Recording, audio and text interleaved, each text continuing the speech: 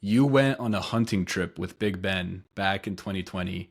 What can you tell us about Big Ben and that experience? Well, but Ben, I think he is a great um, story of accountability.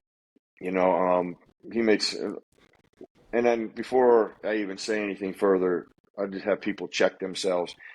If you can walk on water, then hey, you can judge and do everything you want because I'm only known one person to do that prior. So um, to judge is nobody's job or business. And don't make excuses. Go, well, I never made mistakes like that, man. But you made mistakes. Mistakes are mistakes.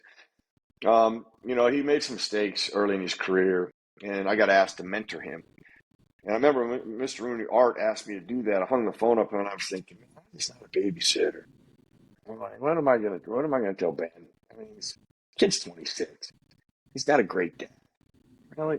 But I like, I'm gonna go meeting, and then the meeting was set up. I'm at him and his dad at his house. A nice little conversation, and Ben said, hey, let's go out here on the deck. We went out on the deck, and he said, I appreciate you coming here. He said, but I got myself in this. I'm gonna get myself out. Man, as soon as he said that, I'm like, you and I are gonna get along just fine. I go, you ever bow hunted? You ever hunted? He's like, I never bow hunted. So I started talking about hunting. And he had hunted, but he hadn't bow hunted, so he started shooting bows, and then our relationship just blossomed and bloomed, and we like a lot of the same things from a hunting perspective. We golf together all the time. Like his son's a great golfer. I call him all the time. I go, hey, I'd like to play with Benjamin. You can come if you want, but I want to play with Benjamin's son.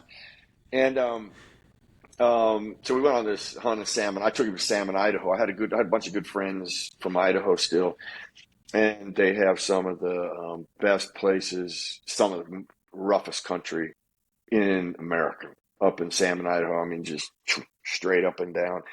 And it was a big bear wolf hunt, and we had I've been bow hunt. I grew up with rifles, and then back east it just became bows, just because where I hunt you can't shoot guns.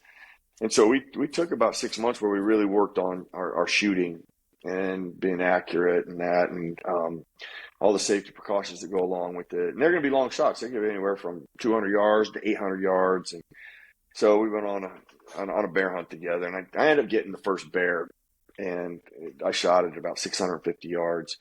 Well, I took one of my best friends in college, a friend of mine, and his name's Corky Federico, and him and Ben kind of hit it off. They were busting my chops actually because I killed this bear, and it wasn't a very big bear, so they end up killing two bears that looked identical. One was a cinnamon bear, one was a black bear. I mean, they're beautiful, and they're like 3 times the size of my bear. So they put their two bears on side of mine in the middle, and then became all fun and games to those guys. But and actually Ben got trapped. We had a storm come in, and with the Salmon River, you can't go down it once it gets dark, so we had to leave them.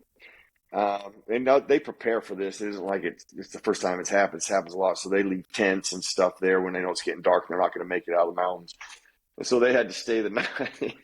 And so when you stay the night in wilderness like that, in timber like that, in the woods like that with bears and wolves over, that's a whole different thing than just sleeping out in the backyard. I mean, he had a different.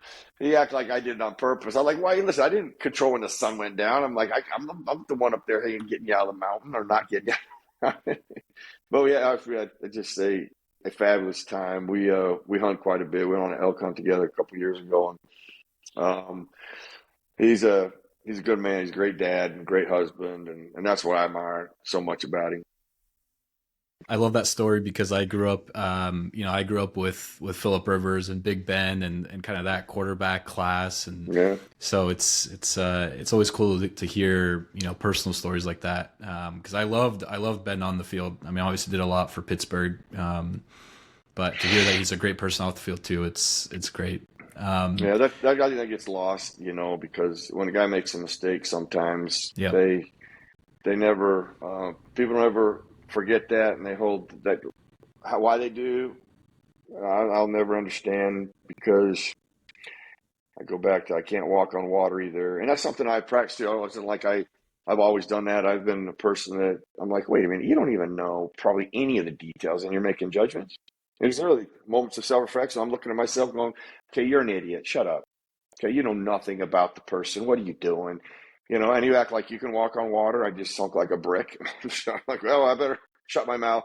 And I guess what? My backyard needs my attention anyway. Okay, it doesn't. They don't need my attention. They don't need any help in their backyard. I got plenty in my backyard.